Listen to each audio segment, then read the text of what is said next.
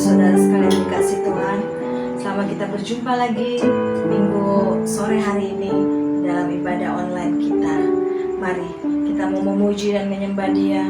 Kita mau kembali masuk di dalam hadirat-Nya.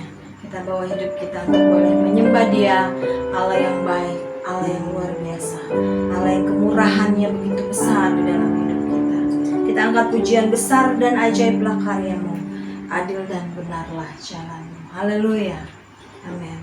Amin.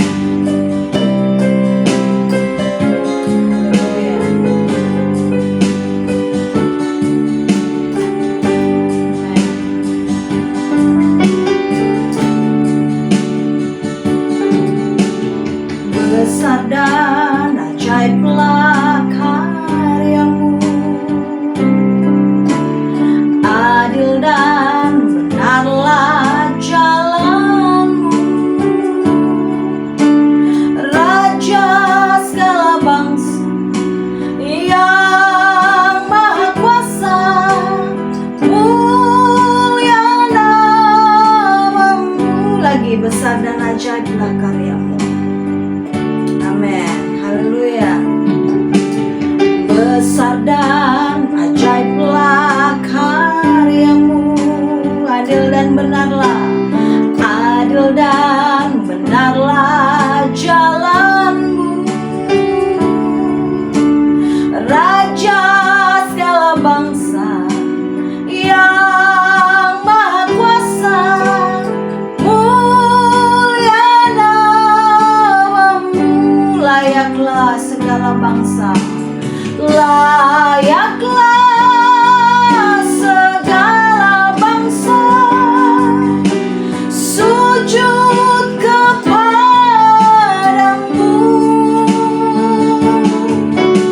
sebab Kau Allah yang kudus, layak disembah. Haleluya. Haleluya. Haleluya. Sore hari ini Allah yang kita sembah, Allah yang luar biasa. Besar dan ajaiblah karyanya dalam hidup kita. Sampai sore hari ini Dia masih memberikan kita kesempatan untuk kita boleh ada di dalam hadirat-Nya, untuk kita boleh sore hari ini layak menyembah Dia. Kalau kita boleh sadari, kita boleh ingat kembali, begitu banyak pertolongannya, begitu banyak kemurahannya, ajaibnya, pekerjaannya yang luar biasa di dalam hidup kita. Oleh sebab itu patutlah sore hari ini kita mengucap syukur, berterima kasih buat segala kebaikannya. Nyatakan sore hari ini di hadapan Dia bahwa benar-benar Tuhan, Engkau besar, perbuatan-Mu besar dan ajaib dalam hidup kita semua, sehingga Dia layak kita tinggikan sore hari ini. Dia layak kita agungkan karena Dia Allah yang luar biasa. Amin. Angkat pujian ini lagi, katakan besar dan ajaiblah karya-Mu. Haleluya. Besar dan ajaiblah karya-Mu, adil dan benarlah jalan-Mu. Raja segala bangsa yang maha kuasa, mulia nama-Mu. Lagi besar dan ajaiblah, besar dan ajaiblah karya-Mu, adil dan benar Tuhan, adil dan benarlah jalan-Mu. Raja segala bangsa yang maha kuasa, mulia nama-Mu. Layaklah segala bangsa, layaklah segala bangsa sujud kepadamu,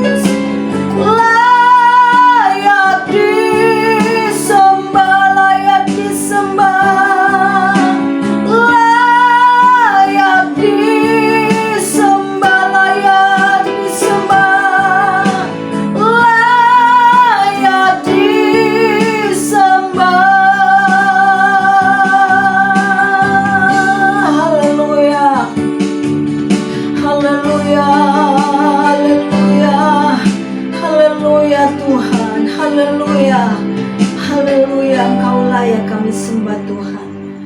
Engkau layak kami muliakan dan Engkau layak kami agungkan.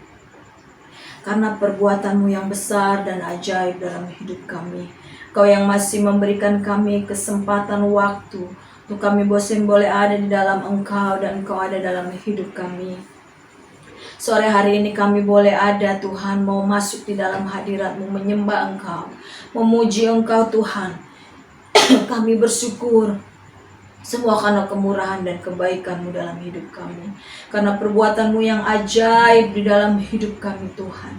Tidak ada yang dapat kami berikan kepada Engkau sore hari ini selain kami memberikan hidup kami, mempersembahkan tubuh kami, seluruh kehidupan kami lewat pujian penyembahan kami kepada Engkau Tuhan.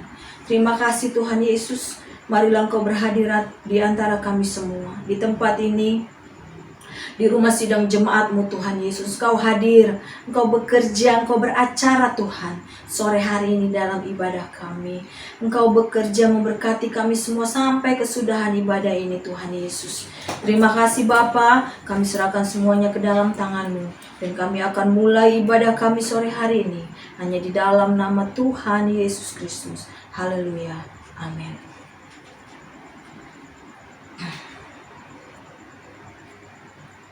Puji Tuhan, sore hari ini kita merasakan akan kebaikan Allah yang luar biasa. Kita merasakan akan cintanya Allah yang luar biasa. Oleh sebab itu patutlah sore hari ini kita bersuka di dalam Tuhan. Karena hari ini, hari yang sudah Tuhan tentukan untuk kita boleh memuji Dia, menyembah Dia, memuliakan nama Dia. Hari ini harinya Tuhan. Mari kita bersuka. Apapun beban, masalah, persoalan kehidupanmu, bersukacitalah di dalam Tuhan. Karena di dalam Tuhan akan ada kekuatan yang baru. Haleluya. Hari ini harinya Tuhan. Mari kita bersuka. Haleluya. Amin. Amin. Haleluya. Amin. Haleluya. Hari ini harinya Tuhan. Mari kita bersukaria.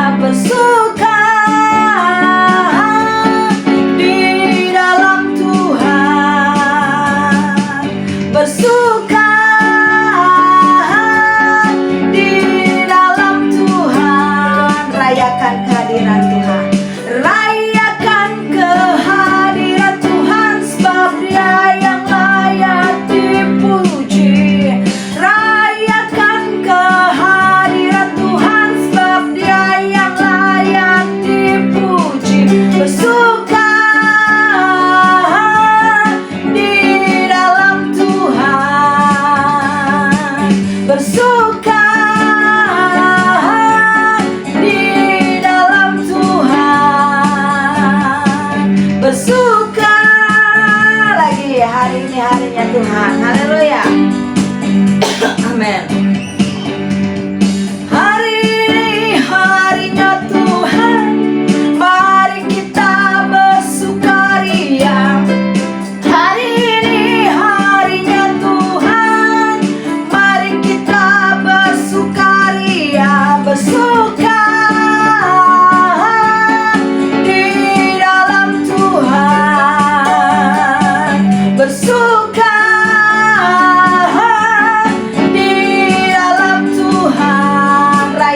kehadiran Tuhan. Rayakan kehadiran Tuhan, sebab Dia yang layak dipuji. Rayakan kehadiran Tuhan, sebab Dia yang layak dipuji. Bersuka di dalam Tuhan, bersuka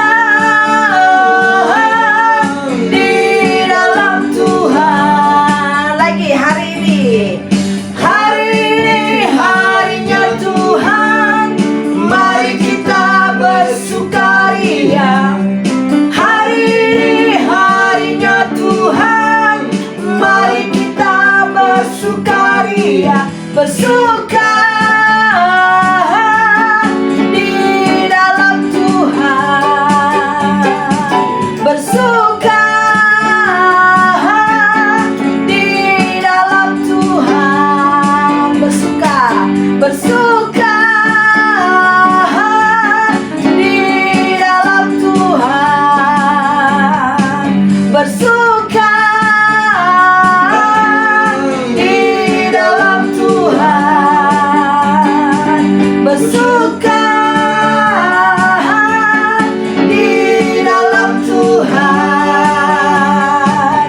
bersuka di dalam Tuhan. Bersuka, haleluya.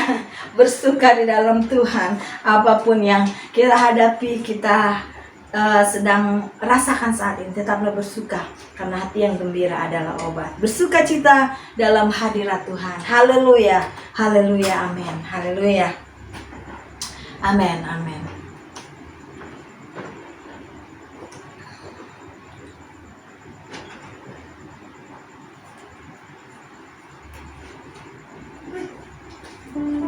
Mari bergembiralah di dalam Tuhan, bersukalah di dalam Tuhan, karena Dia Allah yang baik dan luar biasa. Bersuka cita dalam hadirat Tuhan. Haleluya, haleluya, amin, haleluya, amin.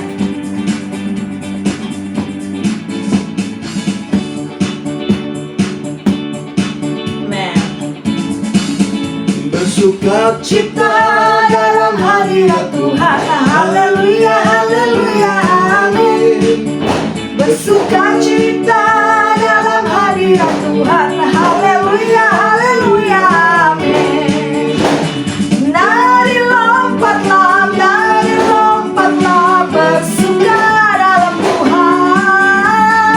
Nari lompatlah, bersuka dalam Tuhan. Lagi bersuka cita dalam hadirat Tuhan. Haleluya, haleluya, amin. Bersuka cita dalam hadirat Tuhan. Haleluya, haleluya, amin. Nari lompatlah, bersuka dalam Tuhan. Nari lompatlah, bersuka dalam Tuhan. Sekali lagi, bersuka cita dalam hadirat Tuhan. Haleluya, haleluya, amin. Bersuka cita dalam hadirat Tuhan. Haleluya, haleluya, amin. Nari lompatlah, bersuka dalam Tuhan. Nari lompatlah, bersuka dalam Tuhan. Nari lompatlah, bersuka dalam Tuhan. Nari lompatlah, bersuka dalam Tuhan. Haleluya, haleluya, haleluya, puji Tuhan. Tiba saatnya kita akan mendengarkan firman-Nya. Kita akan kembali menerima kebenarannya sore hari ini. Walau 1000 rebah, tiada pernah kuragukan kasih setiamu di dalam hidup kami, Tuhan. Haleluya, amin,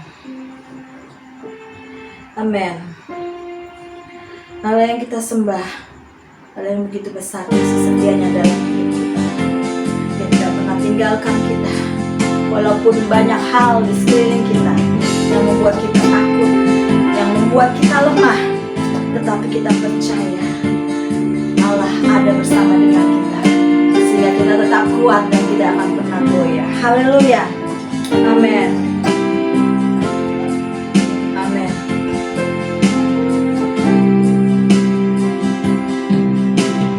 Tiada pernah ku ragukan kasih setiamu ya Tuhan. Setiap waktu dalam hidupku tak pernah kau tinggalkan. Meski langit tampak suram, awan gelap pun menghadang,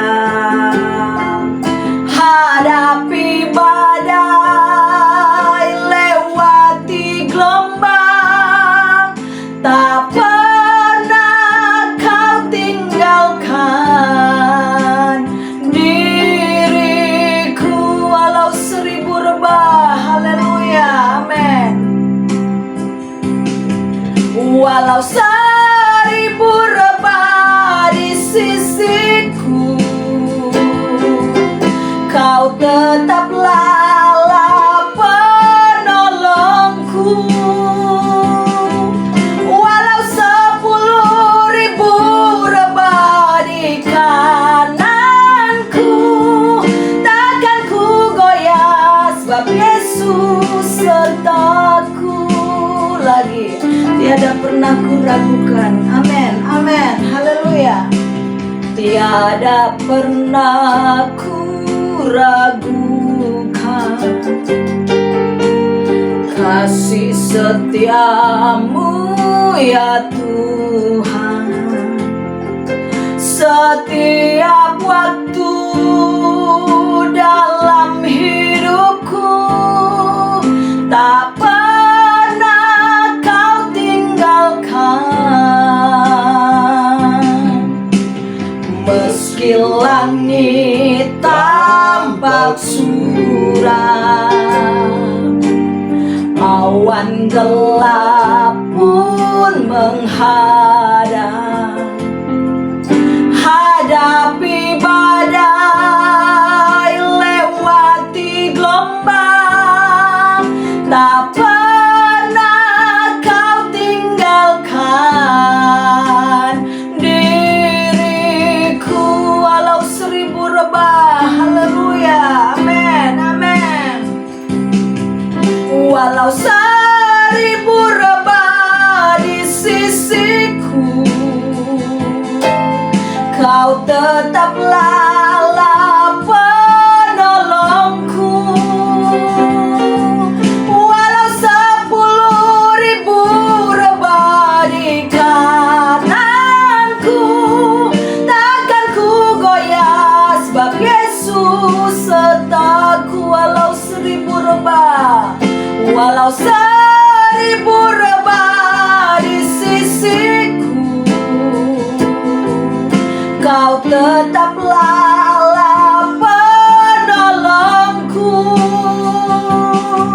Walau 10.000 rebah di kananku, takkan ku goyah, sebab Yesus sertaku. Lagi walau 1000 rebah, haleluya, haleluya. Walau 1000 rebah di sisiku, amin, Kau tetap penolongku. Kau tetaplah penolongku. Walau 10.000 rebah di kananku, takkan ku goyah, sebab Yesus sertaku. Takkan ku goyah, takkan ku goyah, sebab Yesus sertaku. Takkan ku goyah, takkan ku goyah, sebab Yesus sertaku.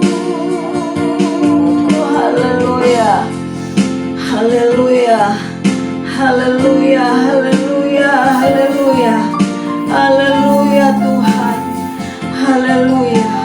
Kami percaya Tuhan, dan kami tidak pernah meragukan kasih-Mu di dalam kehidupan kami. Walau banyak hal di sekeliling kami Tuhan yang membuat kami takut, walau banyak hal di sekeliling kami yang akan membuat kami lemah Tuhan, tetapi kami percaya Engkau beserta dengan kami. Kau ada bersama-sama dengan kami. Kami tidak akan goyah Bapa. Kami akan tetap kuat karena Engkau yang ada bersama dengan kami Tuhan Yesus. Terima kasih Tuhan. Begitu luar biasa dan ajaibnya karya-Mu dalam hidup kami. Kami boleh menyadari akan kasih-Mu yang besar di dalam hidup kami.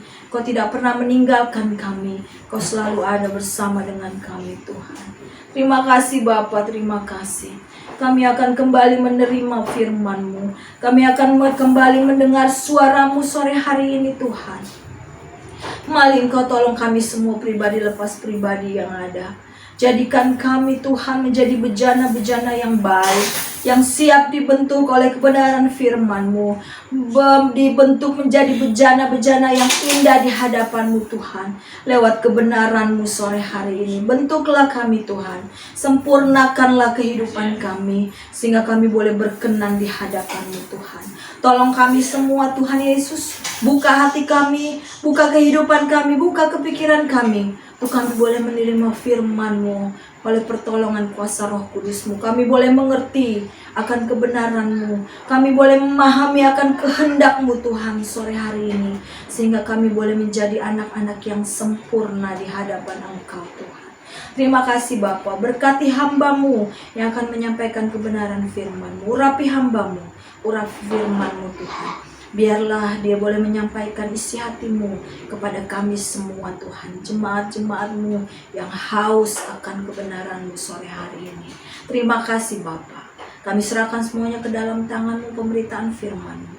Berkati kami semua, hamba yang ada di tempat ini, jemaat-Mu yang ada di rumah masing-masing, setiap pribadi-pribadi yang mengikuti ibadah ini. Engkau bekerja dan Engkau beracara. Terima kasih Bapa. Kami akan mendengarkan firman-Mu sore hari ini, hanya di dalam nama Tuhan Yesus Kristus. Haleluya.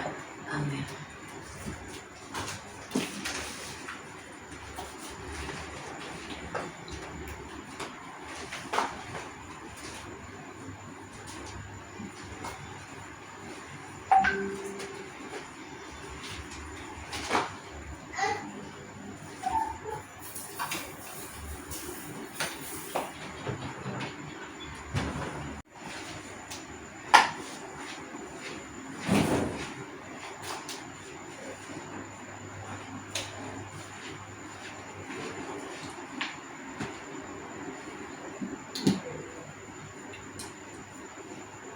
Selamat sore Bapak Ibu sekalian yang dikasihi Tuhan Yesus. Bersyukur kita masih bisa berjumpa pada sore hari ini di dalam ibadah tanggal 15 November 2020. Maaf. Ya, tidak terasa sedikit lagi sudah bulan Desember. Dan kita ada sebagaimana kita ada semua karena pertolongan Tuhan. Haleluya. Mari kita siapkan hati kita, kita berikan tempat yang, tanah hati kita yang terbaik untuk disirami oleh kebenaran firman Tuhan. Dan tema pada sore hari ini, tema yang kita akan ambil adalah jangan bodoh. Jangan bodoh. Mari sama-sama kita buka dulu Alkitab kita di dalam Efesus, surat Efesus pasal yang kelima. Efesus pasal yang kelima ayat yang ke-17. Saya bacakan sama-sama, semua juga baca di rumah masing-masing. Sebab itu janganlah kamu bodoh, tetapi usahakanlah supaya kamu mengerti kehendak Tuhan. Sekali lagi saya bacakan. Sebab itu janganlah kamu bodoh, tetapi usahakanlah supaya kamu mengerti kehendak Tuhan. Ayat ini sudah sering kita baca dan sudah sering diperdengarkan, bahwa kita harus mengerti kehendak Tuhan. Ya, bahwa kita harus mengerti kehendak Tuhan. Bapak Ibu yang dikasihi Tuhan, firman Tuhan tegas menyatakan bahwa orang percaya harus mengerti kehendak-Nya. Usahakanlah, kita disuruh mengusahakan agar kita mengerti kehendak Tuhan. Ini butuh waktu, ini butuh energi, ini butuh keseriusan. Tidak ada orang yang bisa mengerti kehendak Tuhan hanya dengan asal-asalan. Ya. Oh, ini kasih karunia. Bukan.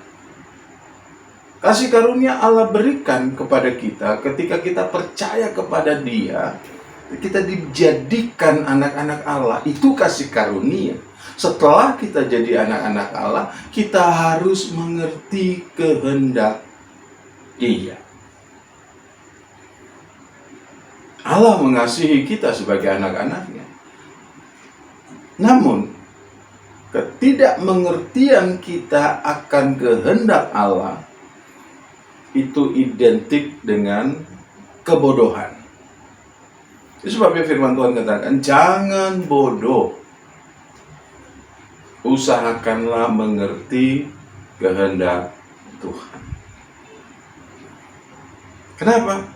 Karena kebodohan alias ketidakmengertian kita kepada kehendak Allah, ini yang menjadi penyebab seseorang itu jauh dari ketepatan, jauh dari apa yang benar dalam melakukan kebenaran di mata Tuhan. Jadi mengerti kehendak Tuhan ini bukan sekedar bahwa kita tahu ABCD tentang firman Tuhan. Tetapi ini lebih mengarah kepada bahwa kita betul-betul mengenal isi hati Tuhan. Sebagian orang beranggapan bahwa mengerti kehendak Tuhan itu dapat dicapai dengan mempelajari firman Tuhan. Ya. Makanya sekolah teologi, sekolah apapun, belajar kursus dan seterusnya. Memang benar, pemahaman firman Tuhan adalah jalan masuk pada pengertian atau pada sampai kepada kita bisa mengerti kehendak Tuhan. Itu jalan masuknya. Ya, sama seperti rumah, jalan masuknya dari pintu pagar. Kalau seorang sudah masuk pintu pagar, ya masuklah terus, ya. Jangan di pintu pagar. Nah, orang banyak belajar menjadikan Tuhan objek penelitian. Tuhan menjadi objek kajian.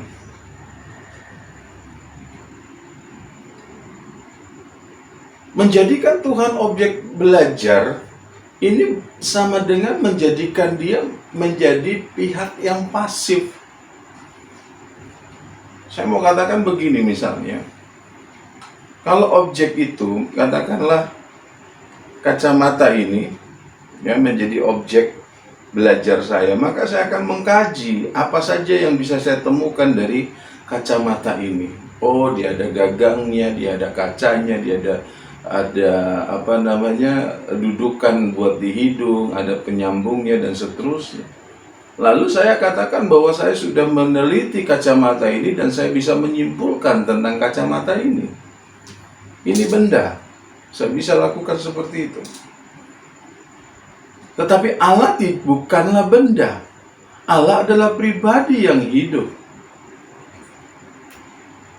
Tidak bisa kita katakan saya mempelajari Allah. Tidak bisa. Sebagai informasi bahwa penelitian-penelitian terkait dengan manusia saja itu tidak semudah itu. Ya. Kalau kita bisa melakukan penelitian dan mendapatkan ketepatan 70% itu sudah hebat. Kenapa? Karena manusia bukan objek, tetapi subjek. Nah, ketika ada orang-orang yang berpikir bahwa dia akan mengerti Allah dengan dia membaca Alkitab, dia menggali semua literatur-literatur tentang Alkitab, firman Tuhan, sejarah dan semuanya, lalu dia berkata dia bisa mengenali Allah. Tunggu dulu, Allah bukan objek. Ya. Allah bukan objek. Tapi sekali lagi, belajar firman Tuhan, rajin membaca Alkitab, rajin membaca literatur-literatur, itu adalah langkah yang baik untuk masuk dalam mengenal atau mengerti kehendak Tuhan. Tetapi bagaimana kalau gitu kita bisa mengerti kehendak Tuhan? Langkah yang pertama adalah pengenalan kepada Dia. Ya, tetapi ingat bahwa Allah bukanlah objek. Allah bukan objek. Mengenal Tuhan adalah awal dari segala sesuatu. Kita baca dulu di dalam kitab Amsal. Kitab Amsal pasal yang ke-9. Kitab Amsal pasal 9. Kita membaca ayat yang ke-10. Ini ayat-ayat yang sudah biasa kita baca. Pasal 9 ayat 10. Permulaan hikmat adalah takut akan Tuhan, dan mengenal yang Maha Kuasa adalah pengertian.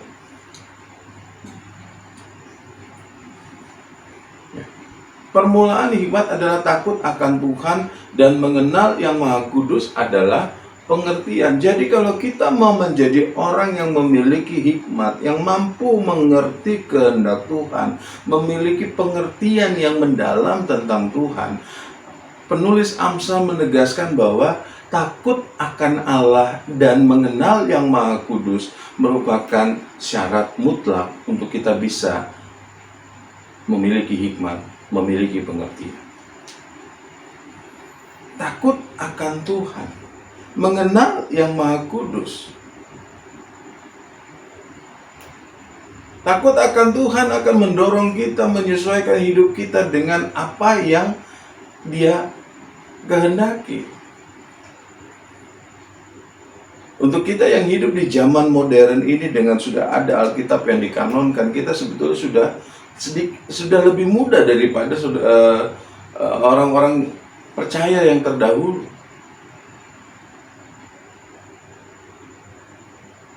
Ada banyak firman Tuhan yang begitu sederhana dan cukup membutuhkan kerelaan kita untuk melakukan. Kita nggak usah cari-cari dulu yang susah, cari yang gampang saja dulu. Ya, cari yang gampang. Sebagai apa? Sebagai tanda bahwa kita takut kepada Tuhan. Bahwa apa yang diperintahkannya adalah baik, bahwa apa yang dilarangnya adalah memang itu harus kita jauhi, dan seterusnya. Dengan kita mulai melakukan apa yang Tuhan minta melalui firman-Nya, maka sedikit demi sedikit kita akan melangkah masuk ke dalam pengenalan kepada Tuhan. Banyak orang belajar Alkitab tapi dia tidak takut akan Tuhan. Ya. Sehingga pada gilirannya pengetahuan ini akan menjadi senjata buat dia.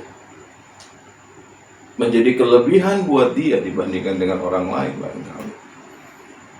Tetapi mengerti kehendak Tuhan bukanlah persoalan memahami konsep-konsep teologi, konsep-konsep Alkitab semata, yang kemudian menjadikan orang itu menjadi hebat. Hebat bagi orang lain, hebat di depan orang lain di dalam hal pemahaman Alkitab. Kita kenal, kita tahu melalui cerita firman Tuhan, ada orang-orang yang begitu mengerti firman Tuhan, tetapi mereka jauh dari kehendak Tuhan. Orang Farisi, ahli-ahli Taurat, ketika mereka berhadapan dengan Mesias yang mereka nanti-nanti, yang mereka pahami akan datang dari mana? Dari galian, dari kajian yang mereka lakukan terhadap Taurat. Tetapi ketika Sang Mesias datang, mereka tidak mengenali. Ini membuktikan bahwa pengetahuan teologis, pengetahuan Alkitab tidak menjadi jaminan bahwa seseorang itu mengenal Allah, mengenal kehendaknya.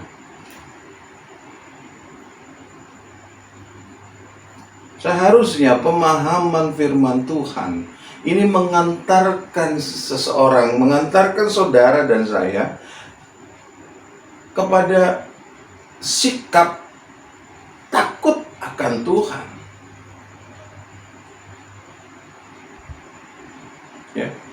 Oh, saya baca firman Tuhan. Oh, ini firman yang Maha Kuasa. Sikap takut akan Tuhan akan mendorong saya taat kepada firman Tuhan. Sikap takut akan Tuhan membuat saya gentar kalau saya tidak melakukan apa yang firman Tuhan mau. Ketika saya menemukan sesuatu yang baru, ini bukan menjadi sebuah kebanggaan, tetapi menjadi sebuah warning buat saya bahwa ada hal-hal yang mungkin kemarin belum benar, sekarang harus diperbaiki, dan seterusnya. Pemahaman kepada firman Tuhan sejatinya juga mengantarkan seseorang semakin mengenal pribadi yang Maha Kudus. Bagaimana dia bersikap, bagaimana dia berfirman, bagaimana kalau kita mengenali, membaca Alkitab ini sebagai sebuah atau sebagai firman yang hidup, perkataan yang dikeluarkan oleh subjek yang Maha Kuasa, maka kita akan lakukan dialog. Firman ini akan menasihati kita, akan memperkenalkan kita kepada Dia. Nah, pemahaman inilah yang akan mendorong orang percaya bergiat melakukan firman-Nya. Melakukan bukan, oh kalau saya melakukan saya akan diberkati, oh kalau saya melakukan ini akan saya semakin hebat, bukan. Tetapi karena kita mengenal Dia, karena kita semakin takut akan Dia, maka setiap bagian firman Tuhan akan kita kerjakan. Ya. Samuel dikatakan dia bertumbuh besar dan tidak ada firman yang dibiarkannya gugur.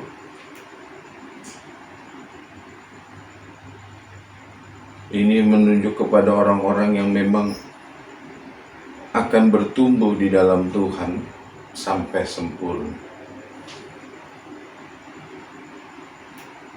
Kalau kita berkata bahwa saya mengerti kehendak Tuhan hanya dengan kita berkata bahwa saya ngerti nih konsep-konsep yang di Alkitab, ini bukan seperti itu pengertian yang dimaksud.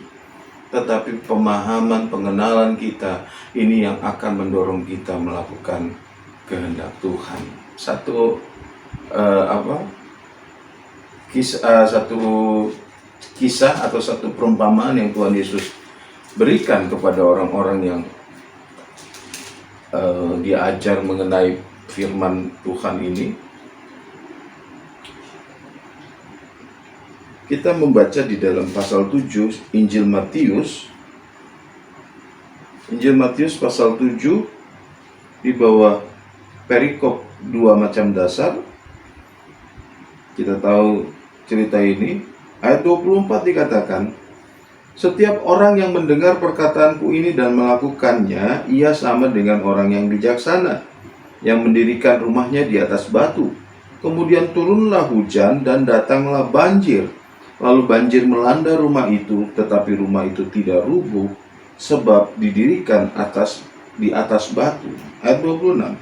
Tetapi setiap orang yang mendengar perkataanku ini dan tidak melakukannya, ia sama dengan orang yang bodoh, yang mendirikan rumahnya di atas pasir. Kemudian turunlah hujan dan datanglah banjir, lalu angin melanda rumah itu, sehingga rubuhlah rumah itu dan hebatlah kerusakannya. Ada dua jenis orang yang mendengarkan perkataan Tuhan atau firman Tuhan. Yang satu dilabel bijaksana oleh Tuhan Yesus, yang satu dilabel sebagai orang bodoh. Ya. Kalau orang tidak suka dikatakan bodoh, ya seharusnya bukan karena nggak suka labelnya, tetapi apa yang Tuhan Yesus mau gambarkan adalah efek atau dampak akibat dari kebodohan seseorang, ya dia akan mengalami kerusakan yang luar biasa. Ya. Setiap orang yang mendengar perkataanku ini dan melakukannya. Tetapi kelompok yang lain mendengar tapi tidak melakukannya. Sama-sama mendengar, yang satu melakukan. Walaupun tidak diselipkan, dinyatakan di situ, tetapi ketika orang mendengar lalu melakukan, tentunya ini sudah melampaui sebuah proses mengerti. Ya, bagaimana dia mau melakukan kalau dia tidak mengerti? Tetapi ada juga yang mendengar dan tidak melakukan. Ini pun juga tidak dijelaskan apakah mereka mengerti atau tidak. Masih syukur kalau orang tidak melakukan karena dia tidak mengerti, tapi sangat rugi sekali. Tetapi sangat ironis sekali kalau orang mendengar, mengerti, dan tidak melakukan. Ya. Diumpamakan seperti orang bijak yang mendirikan rumahnya di atas batu. Bapak Ibu, mari kita melihat perumpamaan ini bukan sebagai sebuah kerugian material. Ya, bangun rumah lalu kena banjir, kena hujan, banjir, angin, rubuh. Ya. Udah, ya sudahlah, rumahnya rubuh.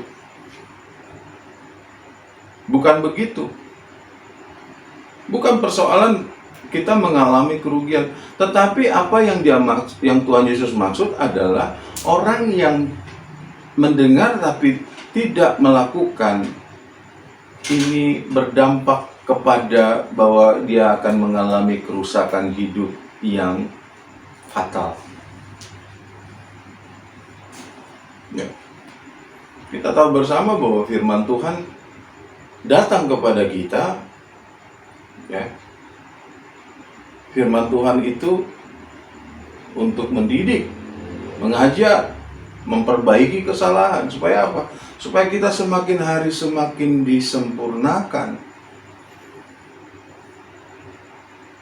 Nah, kalau kita tidak ada di dalam proses penyempurnaan ini, maka kita akan tertinggal. Kita tidak mungkin menjadi gereja yang sempurna kalau kita tidak berinteraksi dengan firman dan kita punya kehidupan yang dipelihara, dirawat oleh firman Tuhan. Nah, dari apa yang Tuhan Yesus sampaikan, Tuhan Yesus mau menyebutkan label bijaksana dan label bodoh. Ya. Aduh, di label aja udah gak enak. Dua-duanya adalah orang yang mendengarkan firman Tuhan. Kita lihat di sini, tidak peduli berapa banyak firman yang kau dengar, yang saya dengar, tetapi yang menentukan adalah berapa banyak firman yang kita lakukan. Sekali lagi saya ulangi, bukan berapa banyak firman yang kita dengar, kita ketahui, kita kuasai, tetapi berapa banyak firman yang kita lakukan, itu yang akan menentukan kita menjadi kuat atau tidak.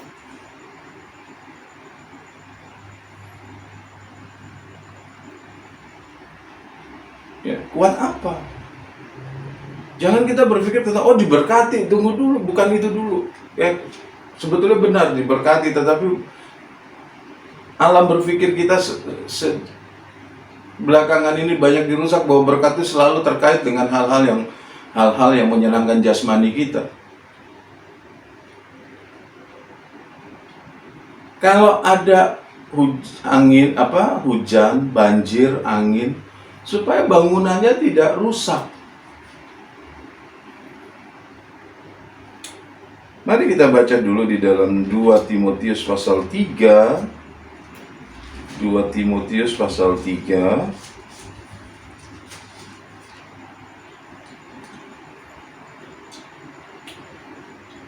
Ayat yang pertama dikatakan, ketahuilah bahwa pada hari-hari terakhir akan datang masa yang sukar.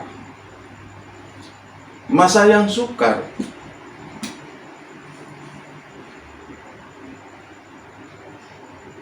Kata sukar di sini adalah kesulitan yang ditimbulkan oleh perilaku manusia.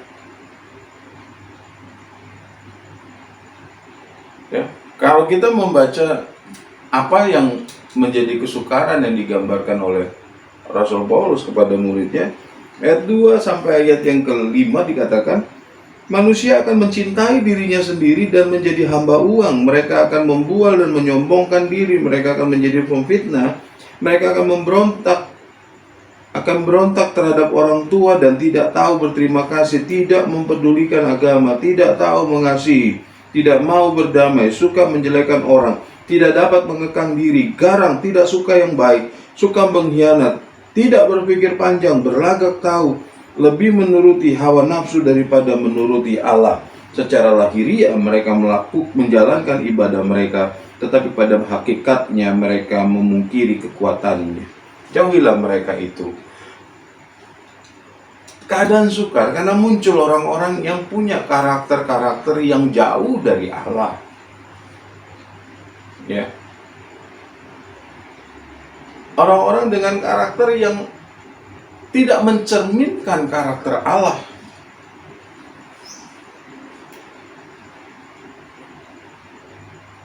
Nah, sering sekali kita membaca ayat-ayat ini karena ditujukan kepada mereka. Ya. Lalu ada kata jauhilah mereka itu. Sering sekali kita menjadi secara sempit berpikir bahwa ini akan terjadi pada orang lain yang jauh dan kita penting menjauhkan diri. Saya akan tunjukkan di mana letak kesukarannya. Ya.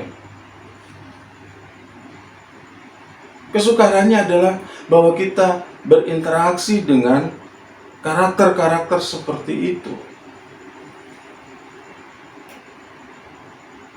Karakter-karakter yang bukan saja mengagitasi kita, bukan saja mengancam, bukan saja mempengaruhi, tapi juga menarik. Betul? Ya. Tuhan Yesus mengajarkan kepada kita, kalau kamu ditampar pipi kanan, beri pipi kiri. Tapi kalau hari-hari kamu ditampar, masih bertahan untuk tidak menampar lagi? Hanya orang yang mau melakukan firman Tuhan yang akan kuat, yang tidak terpengaruh. Ada satu lagu mengatakan, sekalipun batinku habis lenyap, gunung batuku, sekalipun badanku habis, sekalipun tubuhku habis, aku akan tetap teguh kepada Tuhan. Dan ini tidak mungkin kita capai, tidak mungkin kita bisa pertahankan kalau kita bukan orang-orang yang mau melakukan firman Tuhan. Kalau kita bukan orang yang bijaksana. Persoalannya kita bukan cuma sekedar menolak. Kita juga diagitasi, kita juga dipancing, kita juga dirangsang untuk menjadi seperti itu. Ya. Bukankah banyak jemaat berkata, kok pendeta begitu ya?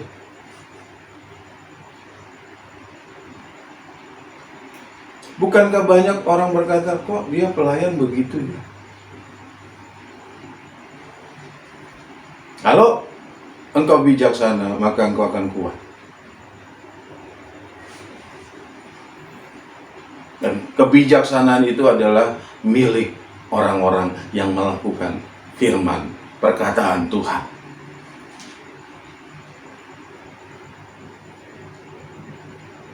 Mungkin kita, Tuhan kuatkanlah aku. Ya. Ada orang yang berkata bahwa iman sih kuat, imin nggak kuat. Ya. Kita nggak punya imun terhadap pengaruh di sekitar. Ya. Kita kerja baik-baik, gaji kecil, teman kita kerja nggak bener, gaji gede, nggak ngiri. Puji Tuhan kalau nggak ngiri. Berapa lama tahan? Ya. Ketemu orang yang menyebalkan, Tapi firman Tuhan katakan apa? Kasihilah. Wah, dikasih tapi ngelunjak. Tidak terpengaruh. Kau akan kuat jika engkau adalah pelaku firman.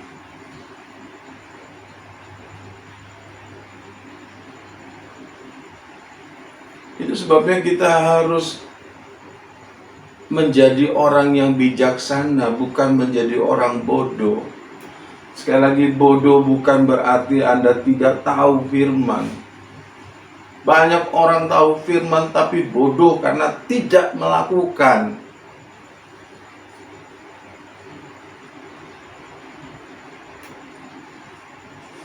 Ya.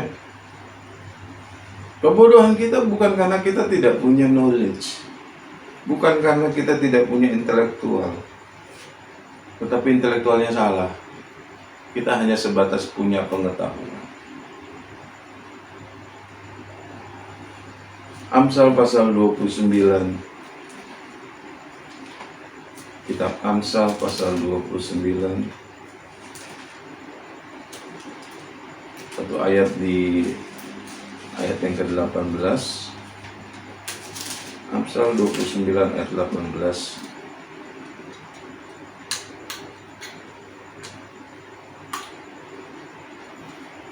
Bila tidak ada wahyu, menjadi liarlah rakyat. Berbahagialah orang yang berpegang pada hukum. Bila tidak ada wahyu, menjadi liarlah rakyat. Kita ingat peristiwa kepada bangsa Israel di kitab Hakim-Hakim. Kitab ini kitab yang paling menyedihkan dari semua kitab yang ada di dalam Alkitab. Ditutup dengan ayat, pada saat itu tidak ada raja, setiap orang berpikir, berpandangan menurut apa yang benar, menurut dirinya sendiri, sehingga liar. Ya, liar. Bila tidak ada wahyu, menjadi liarlah rakyat.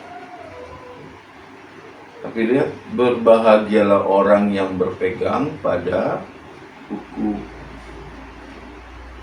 sehingga dia kuat, dia teguh, tidak tergoyahkan. Godaan datang, ya, dia kuat. Ya. Betapa banyak keadaan di sekitar kita, orang-orang di sekitar kita yang bisa merangsang kita untuk tidak kuat. Kita sakit, ya. Orang bertanya, kok katanya hamba Tuhan, kok katanya anak Tuhan, kok berdoa nggak sembuh? Katanya Tuhan tidak berubah dulu sampai selama-lamanya, dulu sekarang sampai selama-lamanya tidak berubah. Kok kita nggak berubah-berubah hidup kita? Ya. Katanya pendeta, katanya hamba Tuhan, kok kena COVID? Kok kena penyakit? Kok nggak dilindungi Tuhan? Kalau kita yang ngomong yang nggak kena, kita masih kuat. Tapi kalau yang lagi kena, diomong begitu, ya, sebagian kuat, sebagian akan merasa sakit, luka di hatinya. Yuk, kita yang nggak kena jangan macam-macam lah ya, bikin orang terluka. Tetapi kalau kau tidak kuat, engkau akan mundur. Berbahagialah orang yang berpegang pada hukum. Apa hukum yang kita punya? Kebenaran firman Tuhan. Saya menganjurkan, kita nggak usah dulu cari yang susah-susah, ya. Nggak usah dulu cari yang rumit-rumit. Kalau Tuhan izinkan disingkapkan hal-hal yang luar biasa, ya puji Tuhan. Kita sibuk mencari tahu siapa yang menunggang kuda putih, kuda kuning, hijau, dan seterusnya. Tapi kita tidak pernah berpikir bagaimana melakukan yang sederhana. Ya. Kita sibuk berdebat tentang nama Allah. Kita sibuk berdebat tentang Tritunggal lah, Dwitunggal lah, apalah.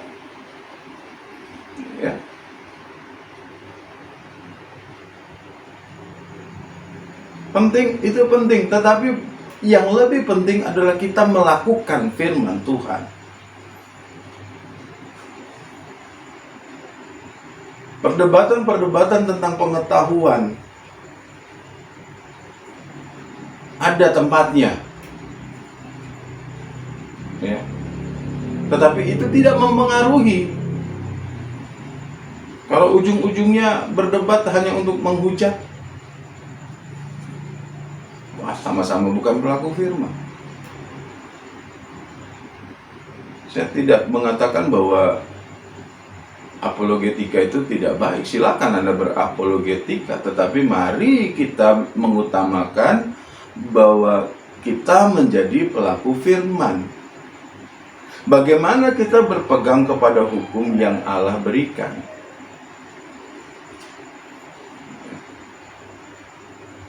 Yang jelas-jelas ada dulu. Ayo kita kerjakan bersama-sama. Berbahagialah orang yang berpegang pada hukum,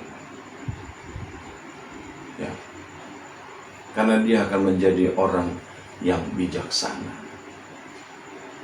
orang yang mengerti bagaimana dia harus bersikap. Kita kembali ke dalam surat Efesus pasal 5 tadi. Mengapa orang percaya harus bijaksana? Dengan kata lain, tidak boleh bodoh. Jangan bodoh. Kenapa? Ya. Efesus pasal 5 ayat yang ke-15 dan 16 dikatakan, karena itu perhatikanlah dengan seksama bagaimana kamu hidup.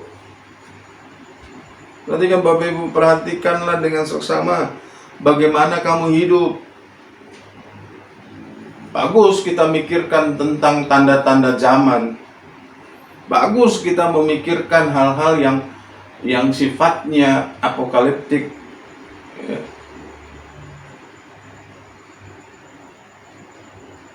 Ini materai keberapa? Ya. Oh, ini sudah pembukaan materai kesekian.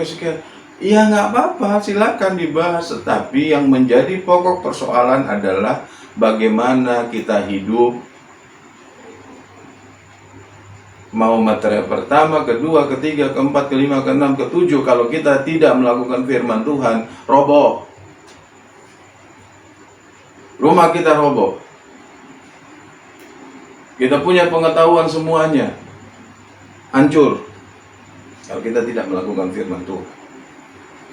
Jadi perhatikanlah dengan saksama bagaimana kamu hidup. Jangan seperti orang bebal, tetapi seperti orang arif. Ya, jangan seperti orang bebal, susah dikasih tahu. Firman Tuhan katakan begini, ya. Tapi orang arif, dia ngerti mana yang benar, mana yang tidak benar. Ya.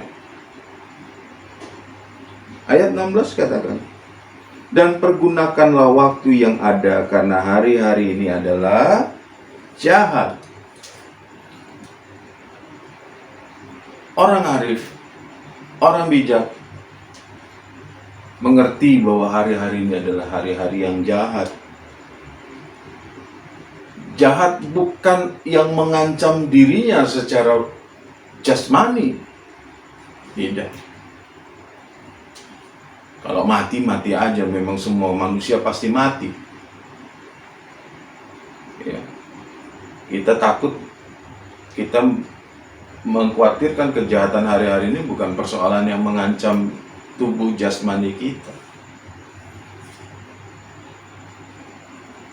Di kamar mandi juga orang bisa mati.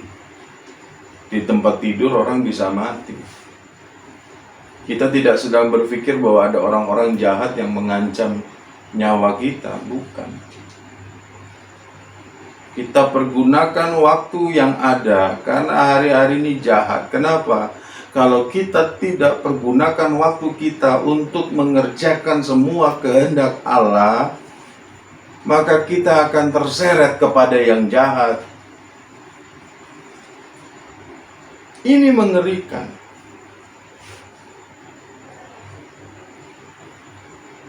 Ya. Ini mengerikan Bapak Ibu.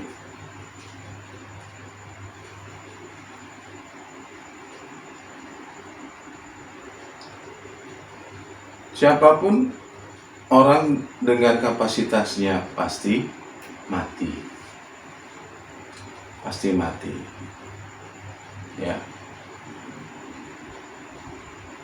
Kalau dia punya pengetahuan yang banyak, mati juga. Tapi kalau dia mati dengan cara bijaksana, hidupnya bijaksana, dia gunakan waktunya sebaik mungkin, maka tentunya Tuhan juga akan memandang orang yang bijaksana ini, dan dia akan menyambut dengan sangat-sangat senang. Ya. Tidak sedikit ada tulisan mengutip surat Paulus kepada muridnya, "Aku telah mengakhiri pertandingan dengan baik." Yang nulis yang masih hidup. Kalau Paulus yang tulis tentang dirinya.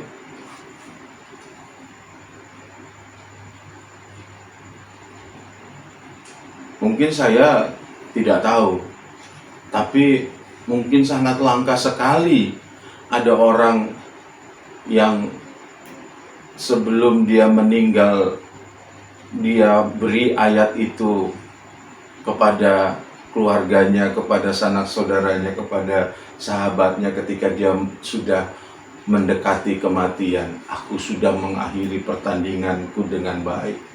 Kan jarang dan mungkin langka sekali. Kenapa nggak berani kita? Karena kita juga mungkin ragu bahwa kita sudah menggunakan waktu yang ada dengan sebaik-baiknya. Orang yang bijaksana, dia tahu melakukan firman, dia juga menggunakan waktu yang Tuhan berikan dengan begitu sangat hati-hati. Dengan sangat hati-hati. Saya teringat kepada lagu "Hidup Ini Adalah Kesempatan." Baik hamba Tuhan yang menggubah lagu ini, maupun hamba Tuhan yang mempopulerkan lagu itu, ya. Jadi siapa yang mengarang, pendeta satu, dan yang mempopulerkan, dua-duanya sudah meninggal. Dua-duanya sudah meninggal.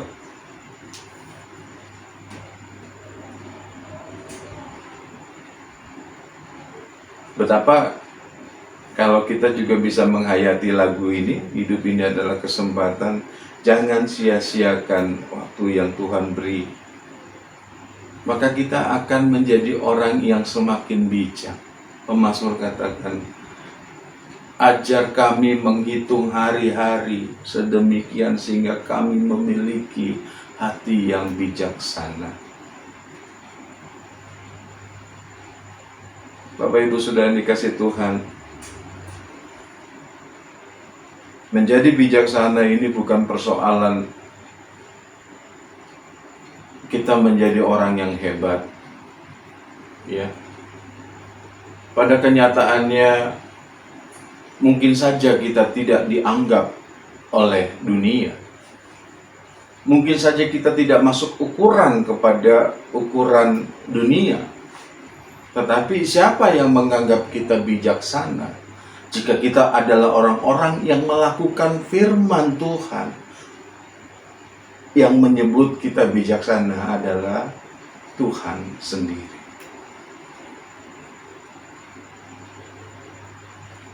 Hari-hari ini, hari-hari yang jahat. Ya. Kita sudah dapat gambaran yang begitu baik tentang hari-hari ini. Kita melihat tidak ada hal yang semakin baik.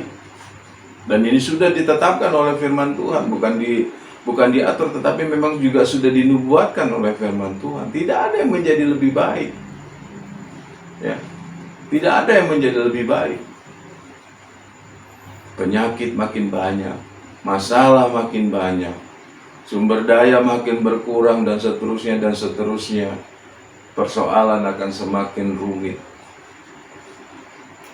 Kalau kita bukan orang bijaksana yang berpegang teguh kepada hukum-hukum Tuhan, yang berpegang teguh melakukan setiap perkataan Tuhan, cepat atau lambat kita akan terkikis seperti rumah yang dibangun di atas pasir, yang tidak punya fondasi yang kuat. Tetapi kalau kita menjadi orang yang bijaksana, makin hari kita akan makin mengerti kehendak Tuhan. Makin hari kita makin mengenal Dia, makin hari kita akan semakin kuat, semakin kita teguh di dalam Tuhan. Haleluya. Tuhan memberkati kita semua. Mari sama-sama kita berdoa. Bapa yang baik di dalam surga, di dalam nama Tuhan Yesus Kristus, bersyukur kami Tuhan menjadi orang-orang yang mendapatkan kasih karunia Allah, sehingga kami mendapatkan kesempatan untuk bisa mengenal, mengerti isi hati-Mu.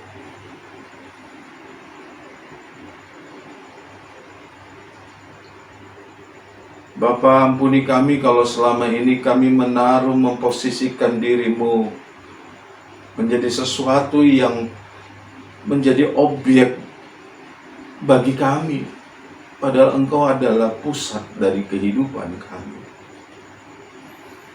di mana hidup kami harusnya terarah kepada Engkau, sehingga kami Tuhan memiliki dorongan yang kuat untuk melakukan semua perkataan-Mu, karena Engkau adalah Allah dan perkataan-Mu adalah hidup.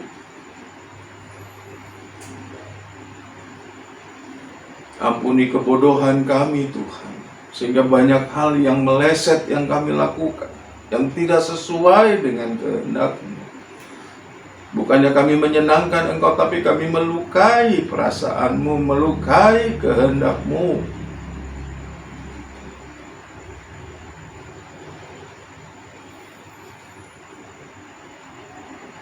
Ampuni kami karena kami sudah memberikan waktu kami bukan untuk Engkau, tetapi untuk hal-hal yang tidak berguna dan tidak memuliakan Engkau.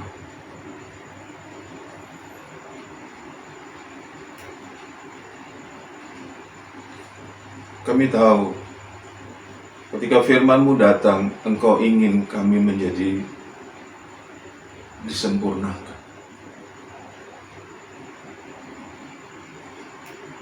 Sekali lagi ampuni kami Bapa, dan biarlah perjumpaan kami dengan Engkau pada sore hari ini akan menjadikan kami berubah, menjadikan kami Tuhan memiliki dorongan yang kuat untuk menjadi orang yang bijaksana di hadapan Tuhan. Terpujilah nama-Mu Bapa, kekal untuk selama-lamanya. Terima kasih buat kebenaran-Mu, terima kasih buat lawatan-Mu. Terpujilah nama-Mu Tuhan Yesus. Hamba pada kesempatan ini berdoa bagi umat-umat-Mu, jemaat-Mu, GPD Ireni Jaya, bahkan semua pendengar, semua yang menyaksikan ibadah ini, yang beribadah bersama-sama dengan kami. Kiranya turunkan berkat-Mu, sehingga kami memiliki hati yang bijaksana Tuhan. Perkenanan-Mu atas kehidupan kami yang membuat kami Tuhan melangkah maju, mendekat kepada kehendak-Mu. Dan kami menjadi orang-orang yang cakap menghadapi kehidupan kami. Semakin hari semakin baik, semakin hari semakin sempurna seperti Kristus.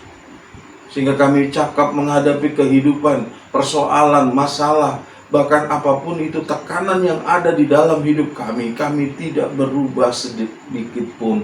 Kami tetap teguh seperti rumah yang dibangun di atas batu yang kuat. Terima kasih Bapa.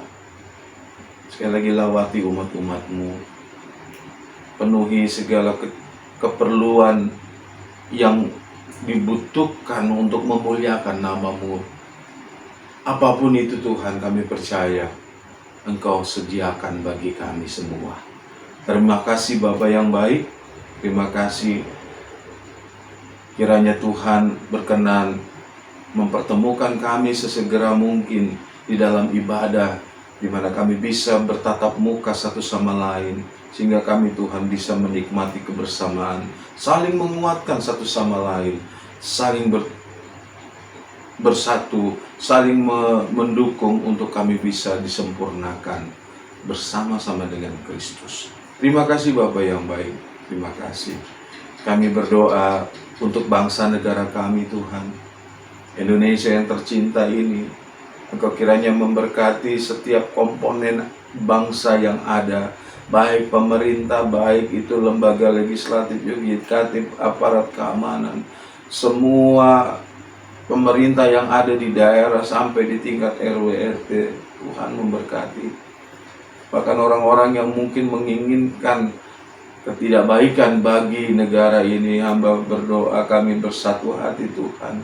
Kiranya Tuhan memberkati mereka, memberikan damai sejahtera ke atas kehidupan mereka, sehingga mereka juga bisa menikmati kasih karunia Allah di dalam hidup mereka masing-masing. Pujilah nama-Mu Bapa, berkati tetangga kanan, kiri, depan, belakang kami, lingkungan Reni Jaya, Pila Pamulang, sekitarnya ini Tuhan berkati. Berpujilah nama-Mu Bapa, kekal untuk selama-lamanya.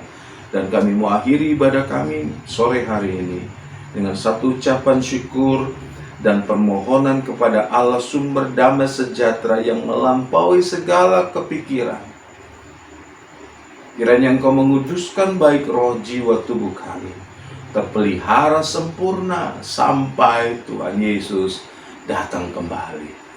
Terima kasih Bapa. Sekarang saudara-saudara yang dikasihi Tuhan, kita arahkan mata hati kita kepada Tuhan dan terimalah berkat yang sempurna dari Allah Bapa, cinta kasih dari Tuhan Yesus Kristus, penyertaan dan penghiburan dari Allah Roh Kudus.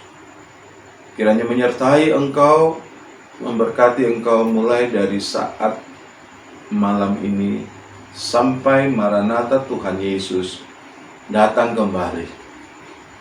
Haleluya. Kita semua yang diberkati Tuhan, sama-sama katakan amin. Tuhan Yesus memberkati kita semuanya. Tetap semangat, tetap sehat. Shalom. Haleluya.